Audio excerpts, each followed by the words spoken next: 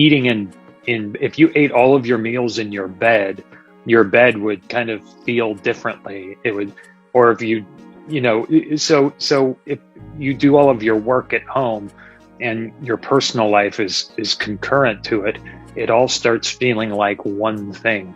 And so getting severed and separating the two of them to the extreme is something that I think is really interesting to imagine and to be aware of.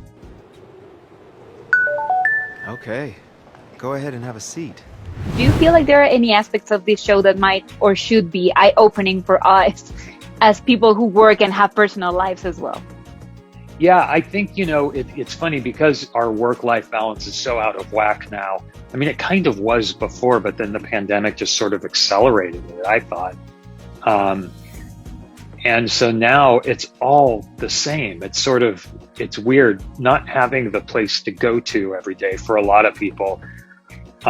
Kind of washes your day out a little bit. It's hard to distinguish one from the other. It's like eating in if you ate all of your meals in your bed would kind of feel differently. It would, or if you so if you do all of your work at home and your personal life is concurrent to it, it all starts feeling like one thing. And so getting severed and separating the two of them to the extreme is something that I think is really interesting to imagine and to be aware of. My name is Mark S. I'm Helly R. My name is Irving B. My name is Dylan G. And I have, of my own free accord, elected to undergo the procedure known as severance. Awesome. Do you feel like there's maybe an eye-opening factor in this show that maybe we should pay attention to as a society as well?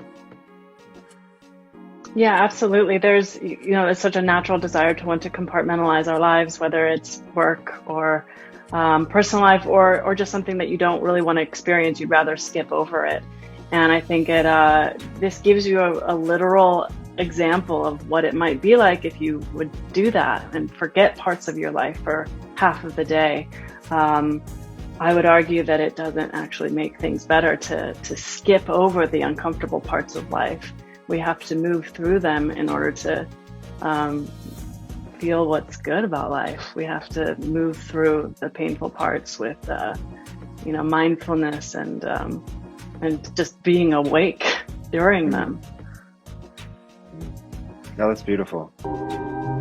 I give consent for the Lumen Corporation, And it's a good corporation. To sever my memories between my work life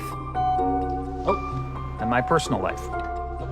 I acknowledge that once the procedure is complete, I will be unable to access my personal memories Whilst on Lumen's severed floor.